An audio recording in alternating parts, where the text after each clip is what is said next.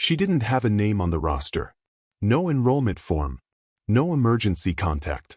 No backpack. No shoes. She just walked into a third-grade classroom one Tuesday morning and quietly sat down, like she belonged there. At first, everyone assumed it was a mix-up, until the office couldn't find her in any system. That was the moment they realized, this wasn't just a lost child. This was a girl who wasn't supposed to exist. And by the time they found out who she really was, she'd already slipped through the system more than once. It started on a Monday morning, a day that typically rolled out in predictable fashion at Brookside Elementary School. Ms. Cassandra Talbot, who had been teaching third grade for almost 2 decades, had a routine as familiar to her as her own heartbeat. She would arrive around 7:15 a.m., unlock her classroom, organize that day's spelling packets, and run through her mental list of attendance concerns.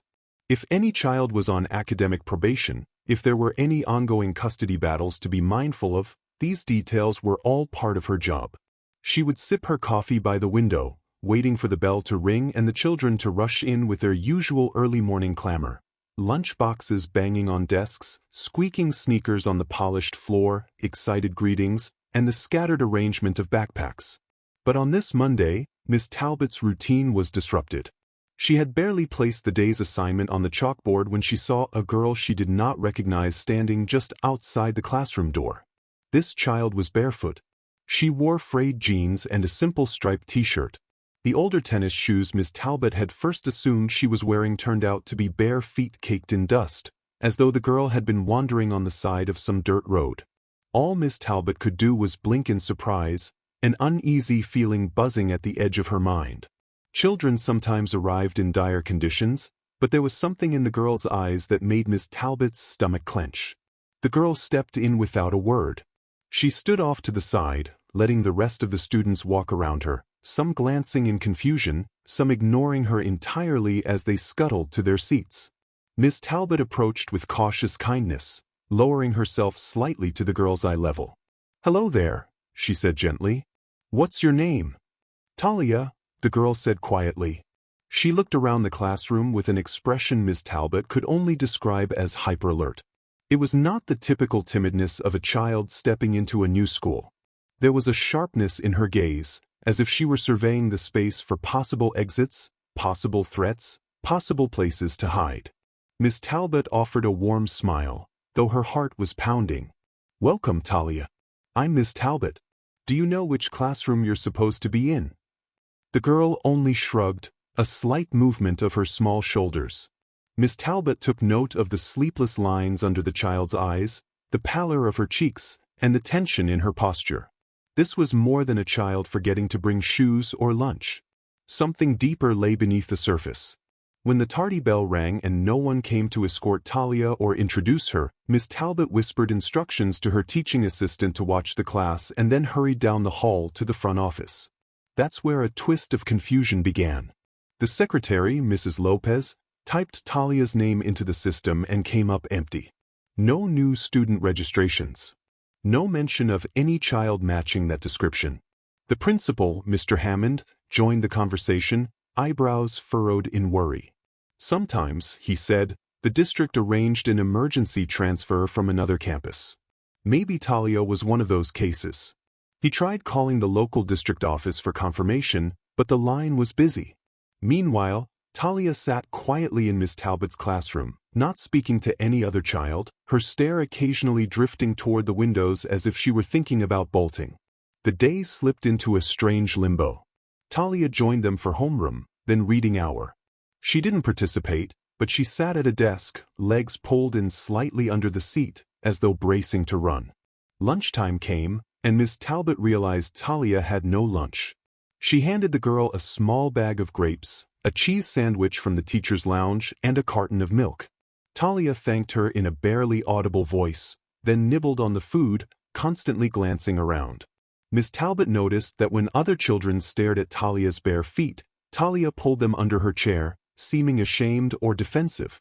After lunch, the phone calls resumed. Mrs. Lopez reached out to the district office, Child Protective Services, and even neighboring schools. Nobody had any record of Talia. The best guess was that maybe her name was spelled differently, Or perhaps there had been a last-minute arrangement that slipped through administrative cracks. They decided to let her remain for the day while they sorted out the red tape. After all, Miss Talbot reasoned, Talia was a child, alone. They couldn't very well turn her away. But it was in the art class later that afternoon when Miss Talbot got her biggest shock. She was co-supervising students while they drew pictures of their homes, their families, or anything else they liked, using crayons or colored pencils. Most kids scribbled the typical whimsical scenes: a bright sun in the corner, a smiling stick-figure family, a dog or cat, a big house with windows and a door. Talia, however, was hunched over her paper, drawing with an intensity that made Miss Talbot's heart skip a beat. When Miss Talbot asked if she could see, Talia didn't speak. She simply looked up with wide eyes and allowed Miss Talbot a glimpse. It wasn't a picture of a family or a house with a yard. Talia had drawn what looked like blueprints, lines to represent hallways, squares for rooms, little X marks in corners, vents, closets. Tiny notations scrawled next to them: loose screws, no lock, exit, night only. Miss Talbot felt a chill roll down her spine. It looked more like a plan for escape or infiltration than a child's drawing. She said nothing right away, concerned that if she startled the girl, Talia would clam up and hide whatever secrets she was holding inside. Instead, Miss Talbot carefully praised her artistic detail. Talia's eyes flicked up again, searching Miss Talbot's face for any sign of danger or betrayal. Then Talia returned to her sketching in silence. After class, Miss Talbot took the drawings to the school counselor, Mrs. Campbell, a caring woman with a background in child psychology.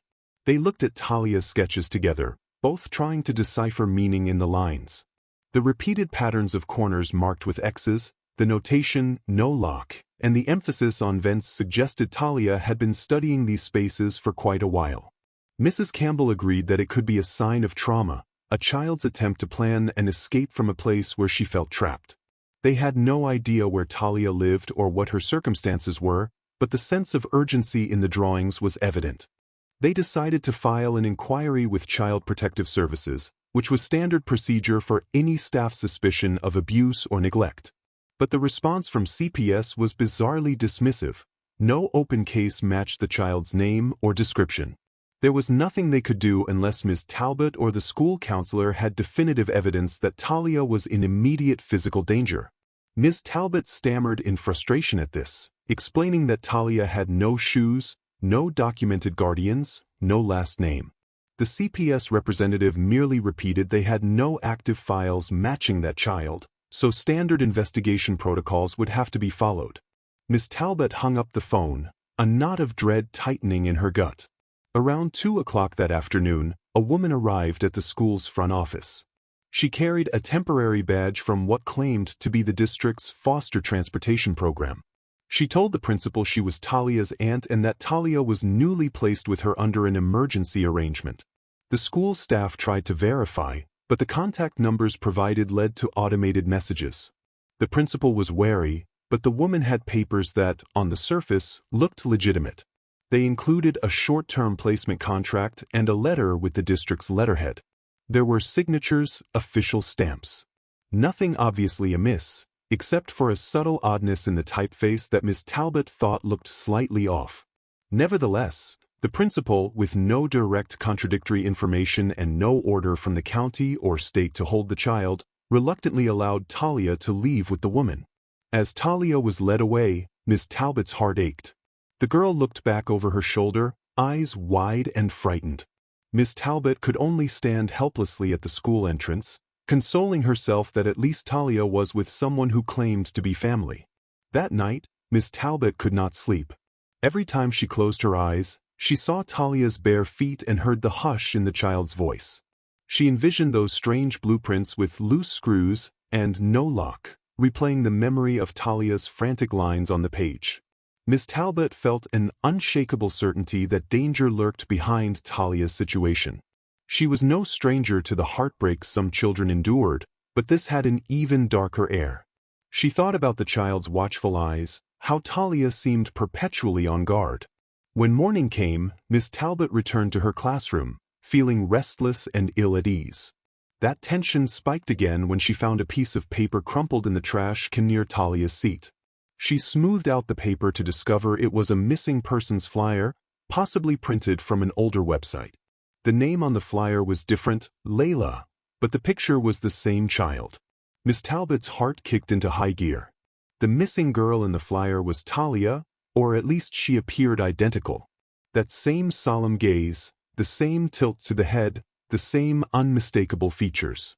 According to the flyer, Layla had been reported missing from a neighboring county over a year ago, but the flyer also bore a big red stamp reading "Case Closed, Reunified." Miss Talbot read the small print that said Layla had supposedly been placed back with family, which ended her missing child status. If that were true, then how did Talia end up alone in Miss Talbot's classroom with no shoes and no official record? Miss Talbot tried calling the phone number listed on the flyer for any tips or information, only to be met with a disconnected line. She tried again during her lunch break, and this time a tired, sorrowful voice answered.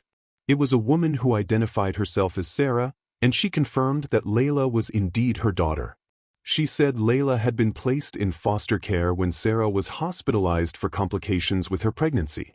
The hospital stay had been lengthy and complicated by legal tangles because Sarah had no one to watch Layla. By the time Sarah was discharged, she discovered Layla's case had been transferred to a different county. She was told her daughter was with an aunt, someone named on the father's side, although Sarah insisted there was no such aunt. Every attempt Sarah made to locate Layla resulted in being stonewalled by the foster care system or county offices. Then, abruptly, the case was listed as closed. Sarah had no address, no phone number, no means of contacting her daughter. She had tried everything, calling, writing letters to the county offices, even physically visiting the child services building. She was only given the same dismissive answer: "Your daughter is in a safe family placement. We can't disclose further information for privacy reasons." Miss Talbot felt an anger so potent it buzzed in her fingertips. She recorded the phone conversation, with Sarah's permission, hoping it might persuade the authorities to take real action. As soon as she was done teaching for the day, Miss Talbot rushed to the local police station with the flyer, the phone recording, and Talia's ominous drawings. The desk officer seemed intrigued but initially uncertain. He said it sounded more like a matter for CPS or the family courts. Miss Talbot insisted that CPS had already brushed her off, so the officer called in a detective, a serious woman named Detective Reynolds, who took Miss Talbot's concerns more to heart. Over the course of that evening, Miss Talbot provided everything she had: Talia's drawings, the shaky paperwork that had arrived with the so-called aunt, and the phone call with Sarah. Detective Reynolds listened carefully and promised to look into it.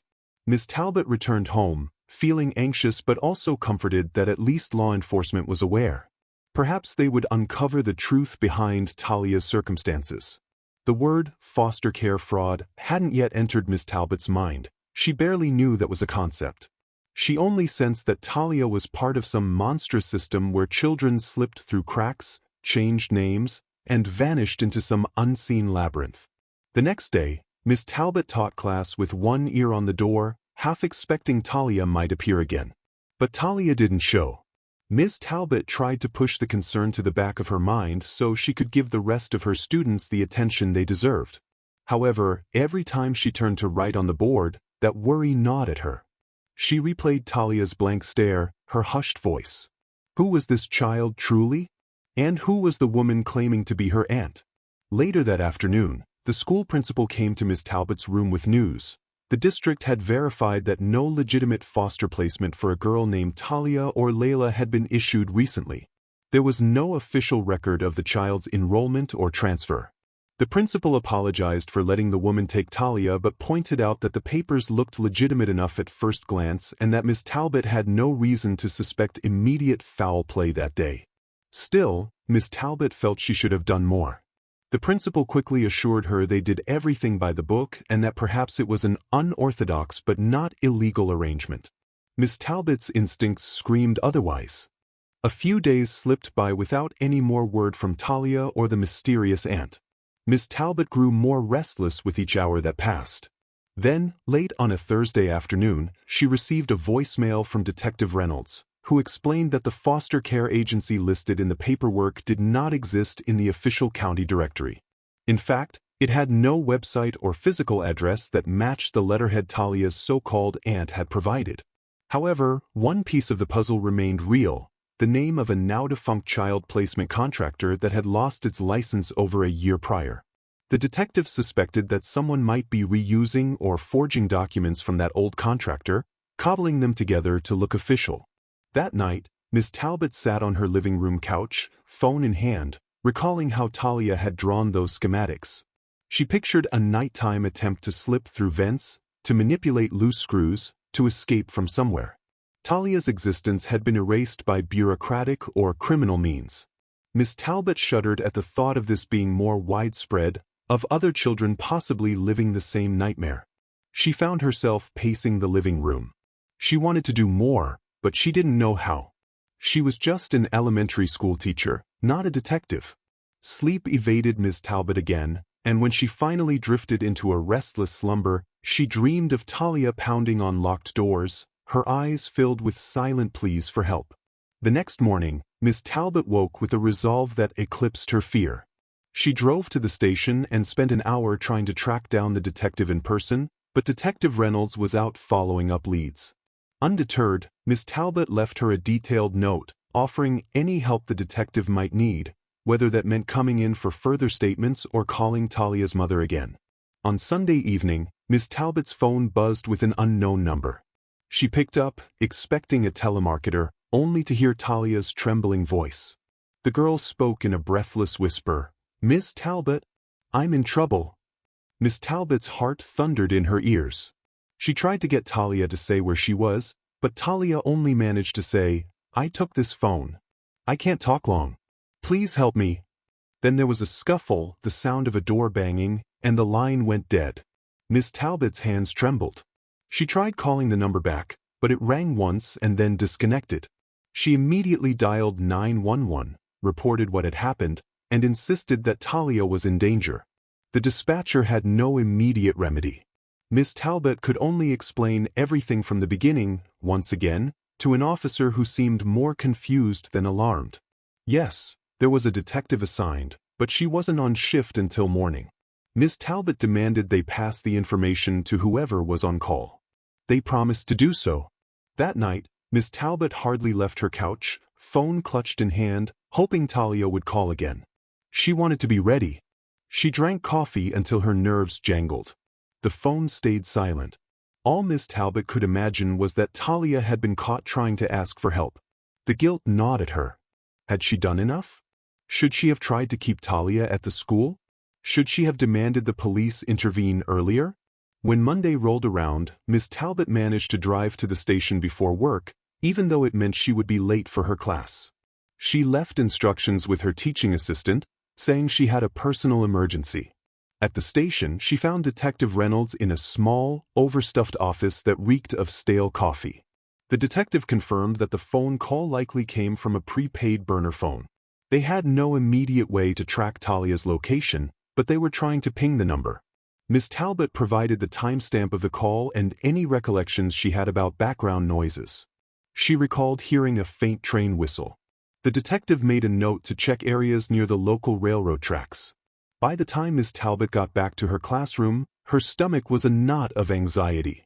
She apologized to her students for being late and tried to carry on with the day's lessons, but her mind wandered constantly. She found herself glancing toward the door, half expecting Talia to slip in again.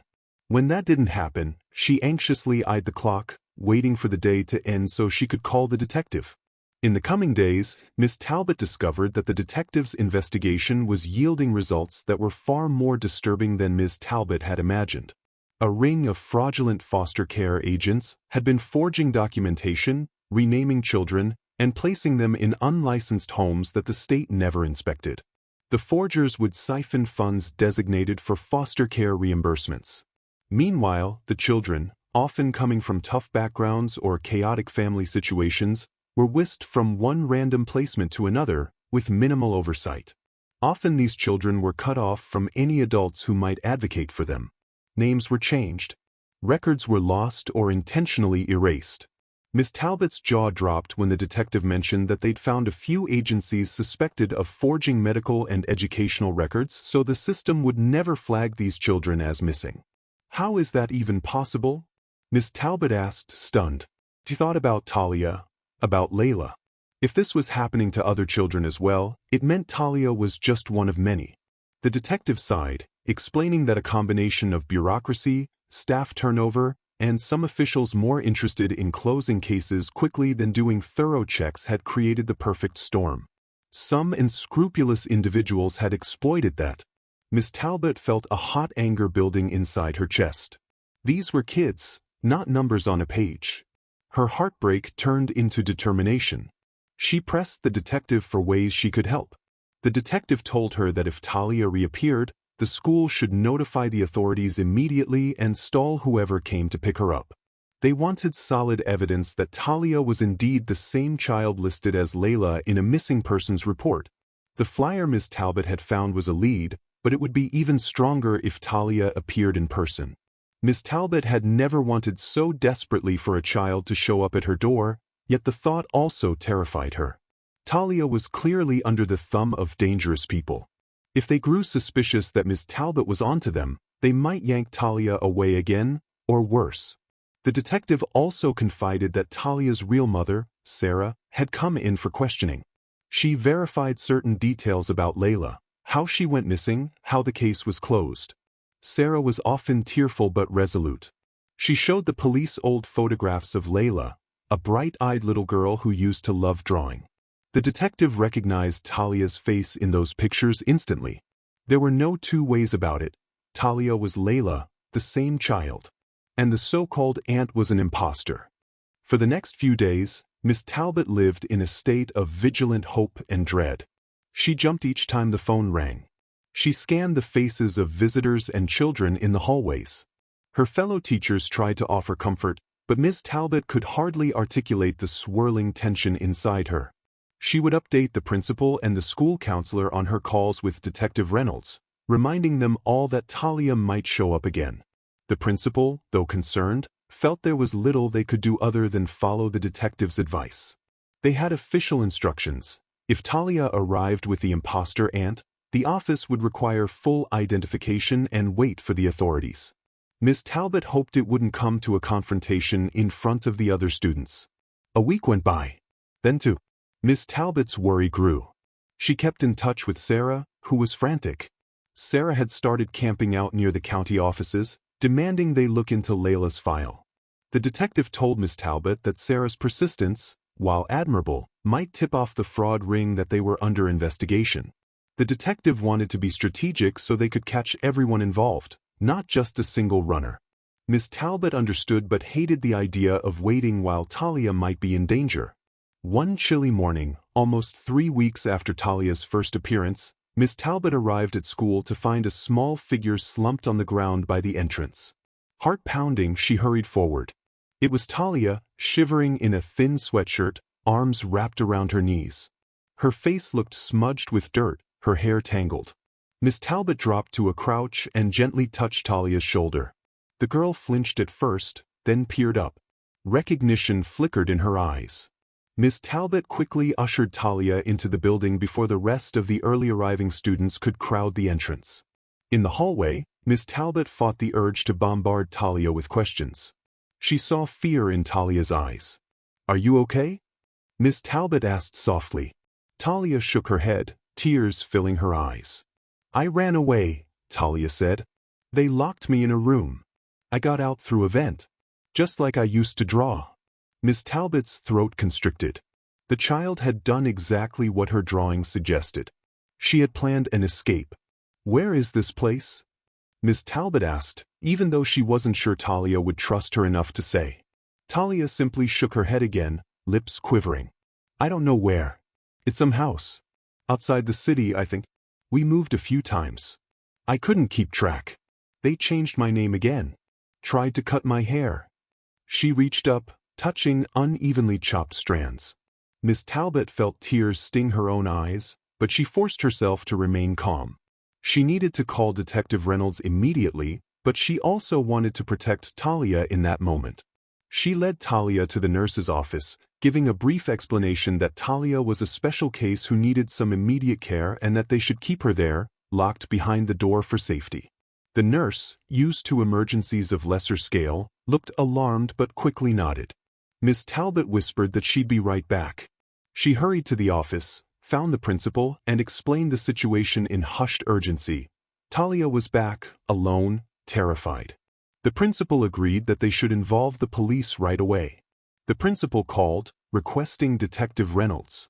Miss Talbot's mind reeled. She also called Sarah to let her know Talia had appeared. Sarah's sobs came through the phone, mingled with relief, and Miss Talbot promised they would keep Talia safe until the police arrived. The wheels were in motion now. Miss Talbot had no idea how quickly the criminals might realize Talia was missing.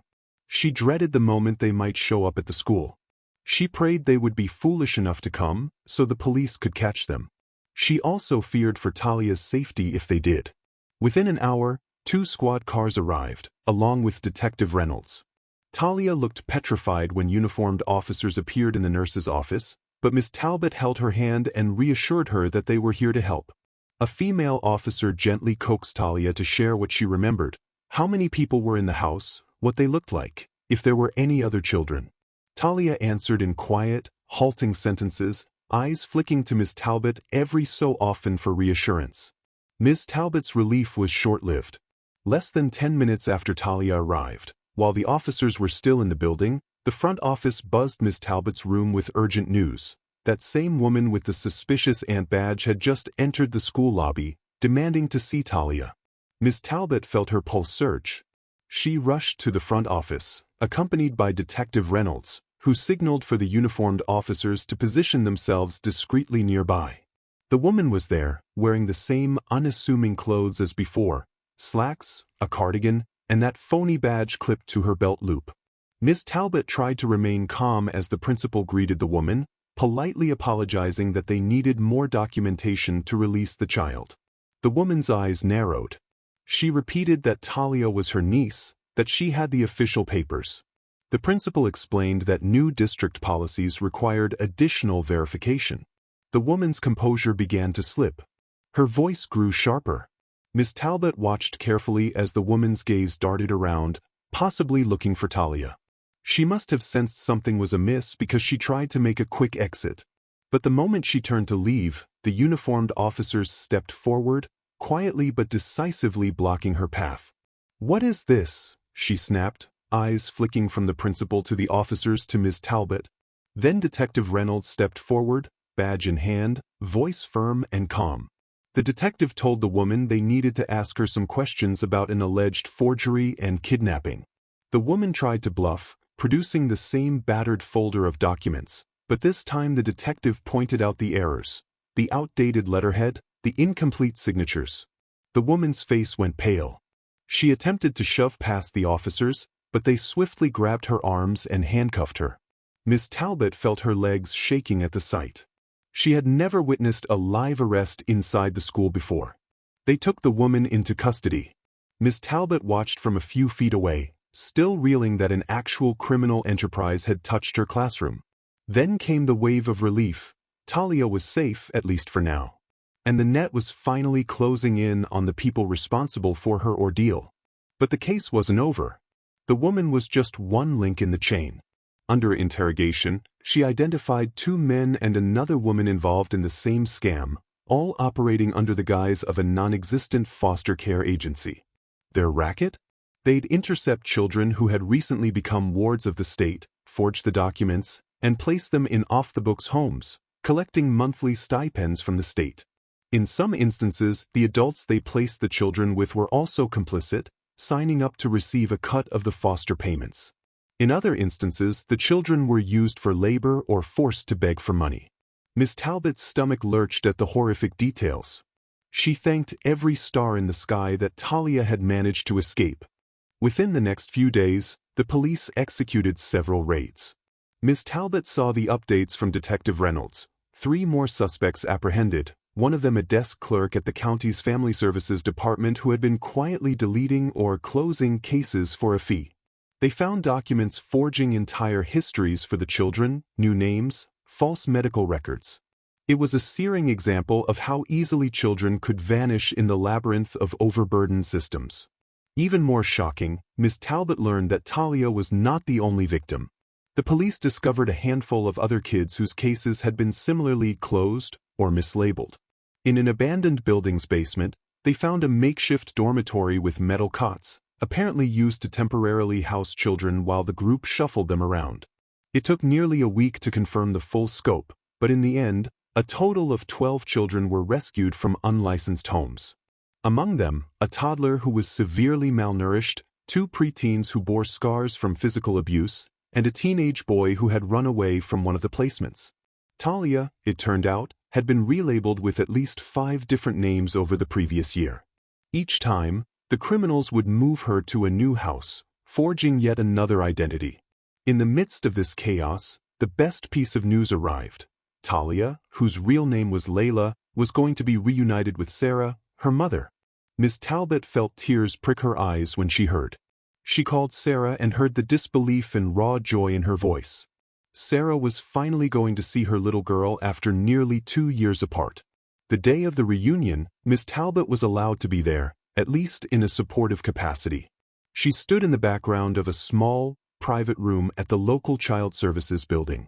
Talia, Layla, looked both excited and nervous. Sarah rushed in, arms outstretched, voice already breaking with sobs. The moment Talia saw her mother's face, she whispered, "Mom?" and burst into tears. They clung to each other, the heartbreak and relief flooding the room in waves that left Miss Talbot quietly weeping as well. Even Detective Reynolds seemed misty-eyed. Although the immediate threat was over, the healing was just beginning.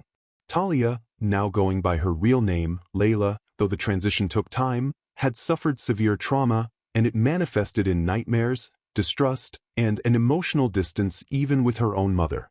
Sarah, for her part, struggled with guilt. She had been powerless to prevent Layla from being taken, and she had no real recourse for almost 2 years. Miss Talbot watched them from the sidelines, occasionally visiting to see how they were coping. Sarah tried to cultivate a stable environment, renting a small apartment near Miss Talbot's school so Layla could continue to attend once she was ready. She had a bed with new sheets for Layla, and the walls were decorated with paintings of open fields, bright skies, trying to create a space where Layla might feel safe. At first, Layla barely spoke. Miss Talbot would come over to read stories with her or help her with little craft projects.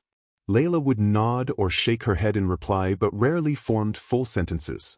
Sarah confided in Miss Talbot that Layla sometimes woke in the middle of the night screaming. She would talk about how they forced her to hide in corners, how she learned to unscrew a vent cover with a hairpin just so she could slip out and get fresh air. Miss Talbot hugged Sarah and assured her that therapy would help, given time. CPS, the legitimate branch of it, arranged for counseling sessions, both for Sarah and Layla, as part of the post-reunification support. Meanwhile, Miss Talbot found herself entangled in legal proceedings. She was called to testify about how she discovered Talia in her classroom and how she had reported the suspicious circumstances to the police. Miss Talbot was nervous but determined to do everything possible to ensure justice was served. She found a measure of vindication in describing each step, how Talia's drawings had been a red flag, how Miss Talbot's instincts told her something was off, how the phony aunt's paperwork seemed too good to be true. Defense attorneys for the perpetrators tried to poke holes in Miss Talbot's account, questioning whether she had acted on speculation. Ms. Talbot stood firm. She repeated with unwavering conviction that Talia was in danger, that she had told the authorities, and that her suspicions were validated by the evidence that eventually came to light. In the end, the criminals were convicted on multiple counts: fraud, kidnapping, child endangerment, and conspiracy.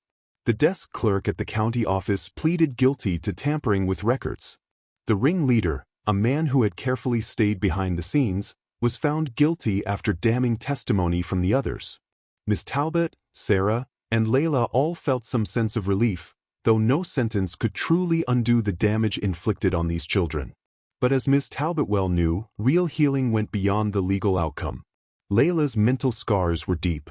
In the classroom, Miss Talbot noticed Layla sometimes flinched at loud noises or seemed hypervigilant during transition times. She didn't always respond to her own name. Sometimes, she turned only when someone called Talia.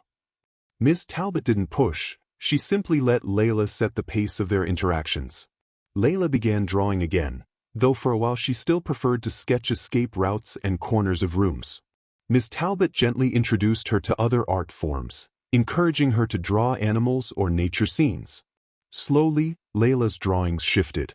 Where once she drew vents and lines that spelled captivity, she started to draw open windows, bright skies, and occasionally, a figure that looked like her mother standing beside her. One Monday morning in late spring, Layla arrived at Miss Talbot's class wearing new shoes, holding a brand new notebook. She still didn't speak much, but she handed Miss Talbot a piece of paper. On it was a drawing of a small house with an open door, sunlight streaming in. The words at the bottom read, "I'm not hiding anymore." Tears sprang to Miss Talbot's eyes. She hugged Layla gently, not wanting to overwhelm her, and whispered how proud she was. The school decided to place the drawing in the front office, as a testament to the perseverance of children in the face of adversity. It wasn't a public spectacle, just a quiet reminder to staff and students alike that sometimes, if you look closely, you can see a child silently crying out for help. It was also a reminder of the difference a single caring teacher can make. Though Layla's story became a sort of legend at Brookside Elementary, Miss Talbot never viewed it as her personal victory. She believed it was Layla's own courage, and the combined effort of Sarah, the detective, and everyone else who listened, that had saved Layla. Miss Talbot's role was simply to pay attention and to trust her instincts when something felt wrong. During the final weeks of the school year, Miss Talbot noticed Layla giggling for the first time during a group reading session. She was flipping through a book of short adventure stories, and one of the stories was about a child who discovered a secret treehouse in the woods. Layla pointed to a page and softly told the class that she liked treehouses. This was a small but profound moment, a glimpse of normal childhood curiosity. Summer came, and Miss Talbot offered to tutor Layla a few hours a week to catch her up on the schoolwork she had missed. Sarah accepted gratefully. Over those tutoring sessions, Miss Talbot would bring small gifts like crayons or a new notebook. Layla began to scrawl short stories alongside her drawings. One day, she quietly asked Miss Talbot if she had always wanted to be a teacher. Miss Talbot smiled and said yes, it had been her dream ever since she was a little girl. She asked Layla if she had dreams about what she wanted to do when she grew up. Layla shrugged with a hint of shyness, then said, "Maybe help other kids." Miss Talbot felt a lump in her throat. She encouraged Layla that she could do anything she set her mind to, and that her experiences, no matter how painful, could someday be a source of strength for others who felt alone. That same summer, Miss Talbot and Sarah were asked to speak at a small gathering hosted by a local advocacy group for children in foster care. The group wanted to highlight how oversight and vigilance from teachers or community members could prevent children from slipping through the cracks. Miss Talbot was nervous about public speaking, but she felt it was important to raise awareness. She told the audience, mostly in her soft teacher's voice, about how Talia appeared in her classroom without shoes or papers, how the missing child flyer had triggered her suspicion, how the labyrinth of red tape nearly swallowed the truth, and how crucial it was that she persisted even when the system seemed to dismiss her. She didn't dramatize the story but told it plainly, from the heart. The small crowd reacted with tears, applause, and questions about how to spot such warning signs in the future. Sarah then spoke, voice trembling as she described her ordeal of losing her daughter to a faceless bureaucracy. She talked about the nightmares that still haunted Layla, the guilt she felt when she couldn't protect her, and the anger she felt at the system that had failed them so thoroughly. But she ended on a note of hope, expressing gratitude that Layla was now home and that at least some of the criminals behind the scheme had been brought to justice. The next school year, Layla was still in Miss Talbot's third-grade class, technically repeating the grade because of all the academic disruption, but Miss Talbot worked closely with her to make sure she didn't feel singled out. Some parents were curious about the new child who had joined, asking Miss Talbot on parent-teacher night if that was the same girl from that news story. Miss Talbot politely but firmly deflected, refusing to turn Layla's tragedy into gossip. She protected Layla's privacy. Over time, Layla started to make friends.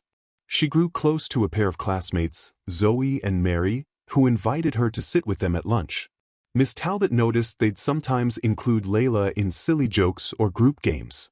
Layla had a timid smile at first, but soon she was laughing along.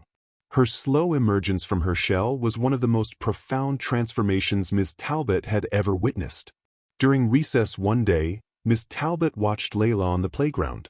She was climbing the monkey bars, bare feet replaced by sturdy sneakers. She climbed halfway, then paused, looking down. Miss Talbot tensed, worried Layla might be frightened, but then Layla pressed on. She made it across to the other side, hopped down, and actually hooped in triumph. The handful of kids around her cheered, not quite understanding why the moment was so significant, but cheering anyway. Miss Talbot's eyes stung with tears for the 100th time since meeting Layla. The journey was far from over. There were nights Sarah would call Miss Talbot for reassurance, saying Layla had a nightmare or that she had found Layla curled in a corner, hugging her knees. But each time, with gentle guidance and the help of therapists, mother and daughter inched closer to normalcy. Miss Talbot saw the resilience in Layla, a resilience she believed would carry her through the worst memories. The small steps, a real laugh here, an eager wave goodbye there, proved that healing was possible. Weeks flowed into months. Miss Talbot kept in contact with the detective who had spearheaded the investigation. Together, they learned that all the indicted individuals involved in the fraudulent foster scheme had been sentenced to substantial prison time. The ringleader received over 20 years. The unscrupulous desk clerk got 4 years. Some others pleaded out for shorter sentences. The detective told Miss Talbot that the scheme had originated in a different county and gradually spread, fueled by payoffs to unscrupulous staff. It was a sobering revelation of how precarious the system could be. Miss Talbot felt anger, but also a measure of relief that justice had been served. She repeated the detective's words, "The best we can do is stay vigilant." In class, Miss Talbot sometimes caught Layla lost in thought, pen or pencil hovering above her paper. It reminded Miss Talbot of that first day, when Talia was scribbling urgent lines on a blueprint. Now, though, Layla's pencil lines occasionally formed shapes of trees, sunbeams, or smiling faces. Miss Talbot treasured every sign of Layla's emotional growth. There was a quiet determination in the girl's eyes, a hint that she was learning to trust again. On a bright autumn day, just as the leaves in the neighborhood were beginning to turn shades of gold and orange, Miss Talbot found a letter in her classroom mailbox. It was from Sarah and Layla, thanking her for all she had done. Inside the envelope was a small drawing by Layla, a sun rising over a field of flowers. Underneath, in neat handwriting, Layla had written, "Thank you for finding me." Miss Talbot clutched the drawing to her chest. She decided to place it on the wall near her desk, right next to the group pictures the class had taken. As the months continued, Miss Talbot reflected on how everything had begun with a single moment of confusion, a barefoot girl appearing at her classroom door. That moment had cascaded into a discovery of deception and cruelty that tested Miss Talbot's resolve. But it had also brought forward the best qualities in the community, the compassion of teachers, the determination of a mother, and the tenacity of a detective unwilling to accept a flimsy bureaucratic explanation. Layla's story was, in the end, a story of survival, the will to reclaim one's name, and the power of a few good people who refused to look the other way. By the end of that school year, Layla had begun to flourish academically. She was behind in math, but reading and writing were becoming her strengths. Miss Talbot encouraged that passion, often giving her books about brave heroines or children who overcame adversity. Layla devoured them. On the last day before summer break, the classroom buzzed with excitement, children hugging friends and comparing summer plans. Layla walked up to Miss Talbot, wearing her new sneakers and a light in her eyes that Miss Talbot had never seen before. She handed Miss Talbot a folded sheet of paper. Miss Talbot opened it to find another drawing. This one depicted Miss Talbot and Layla together, standing in front of the school building. A bright sun hovered overhead, and in a speech bubble above Miss Talbot's head were the words, "Are you okay?" Layla had drawn a small response bubble above her own head, "I am now." Miss Talbot felt her throat tighten. She knelt down, gave Layla a soft hug, and wished her a wonderful summer. She knew there would still be challenges. Trauma didn't vanish overnight, and therapy would be ongoing.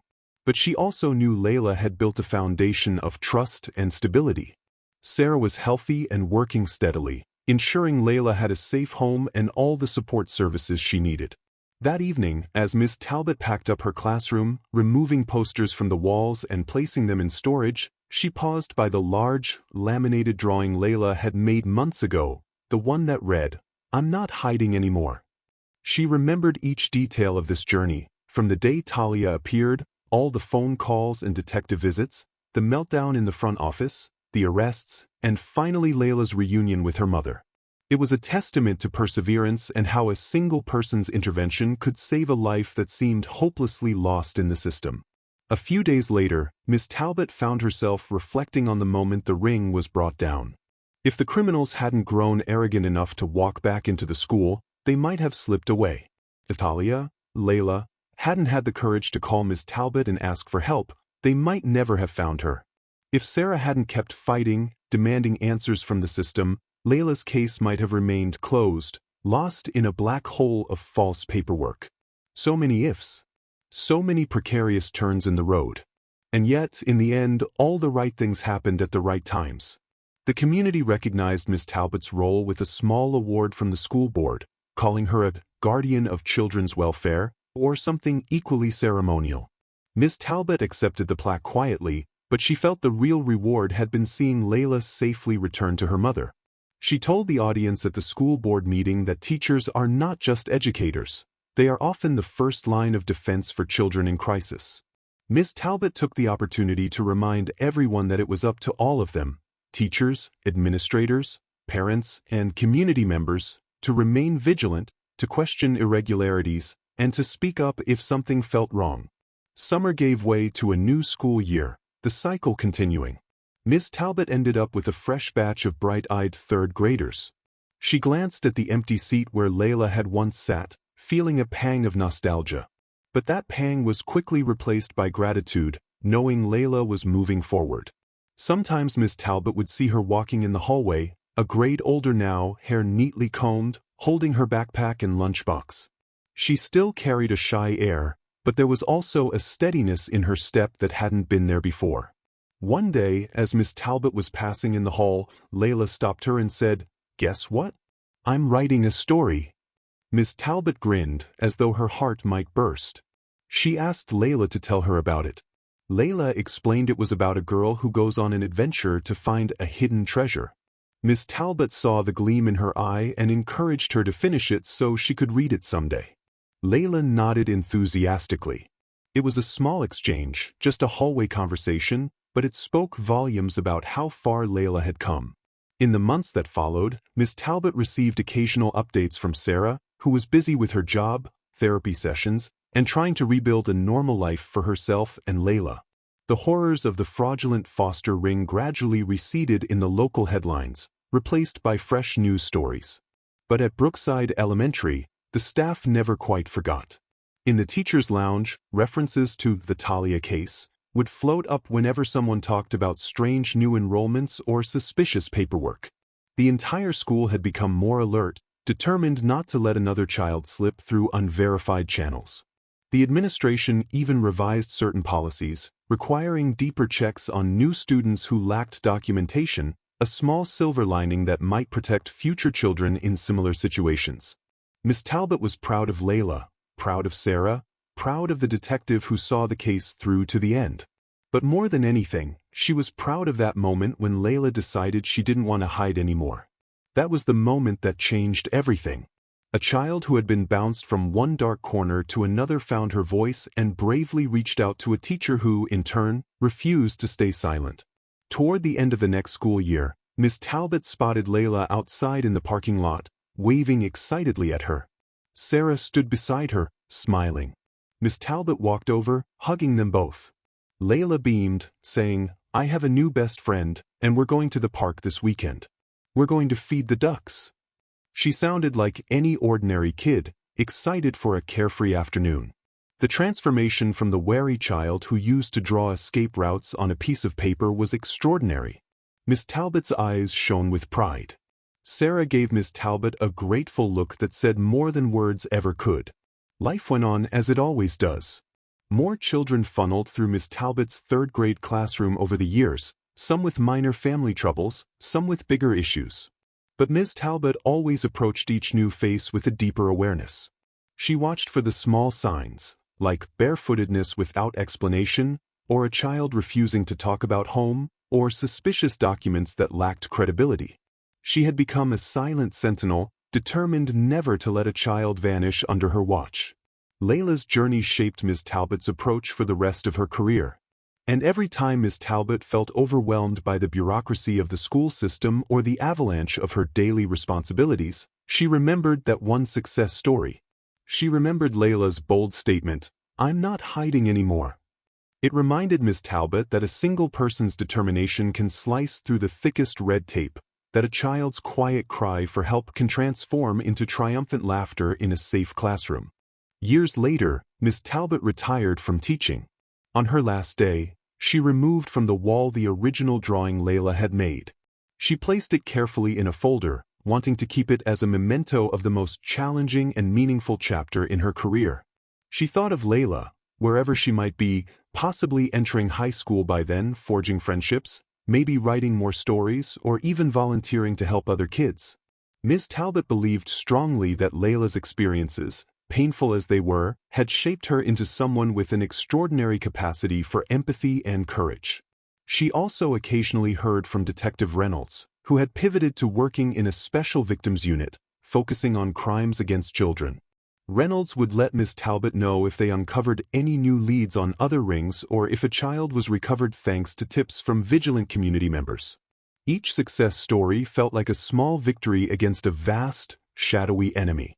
Miss Talbot often said she wished such rings didn't exist in the first place, but at least people were now more aware, less inclined to dismiss a strange or suspicious situation as a harmless error.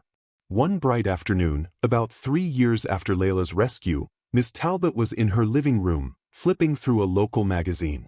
Her gaze caught on a small community piece featuring a photo of Sarah and Layla volunteering at a children's shelter. The article spoke of a mother-daughter duo who offered their time, bringing in art supplies and reading to the younger children, many of whom were awaiting legitimate foster placements. Miss Talbot felt a swell of pride. In the accompanying photo, Layla had grown taller, her face full of life, her eyes no longer haunted. She held a stack of coloring books, smiling brightly.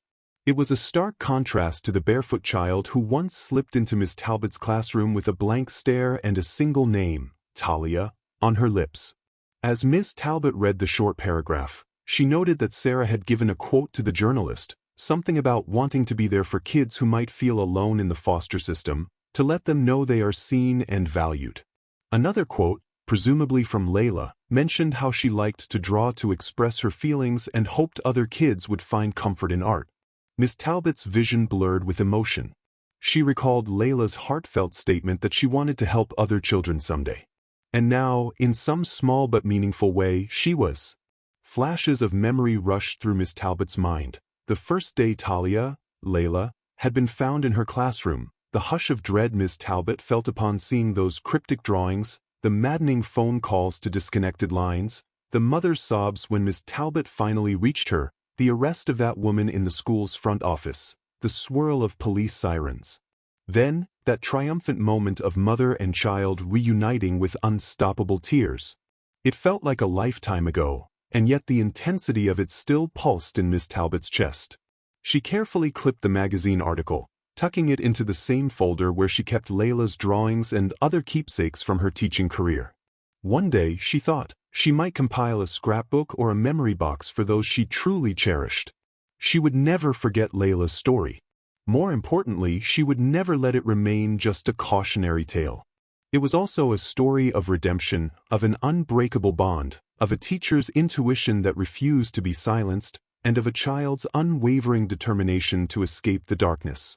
Late that evening, Miss Talbot stared out her window, reflecting on how Layla's final drawing for her was a depiction of hope, a sun rising over a house with a big, open door. That door had once been sealed off by deception, but it was now wide open for Layla, beckoning her into the bright future she deserved. In the end, that was what truly mattered. Layla wasn't hiding anymore. She was free. And she knew that in the face of evil, There were people who cared enough to fight for her. Sometimes one teacher, one phone call, and one unwavering belief in a child's well-being can break a cycle of cruelty. Miss Talbot would carry that knowledge forever, grateful for the day she could walk away from the classroom with the certainty that she had made a difference in at least one child's life. If you've made it all the way to the end of this story, thank you for watching. Don't forget to like and subscribe if you believe in standing up for what's right and making sure the truth is never silenced. We appreciate you being here, and we hope you'll join us for more stories where justice and compassion prevail.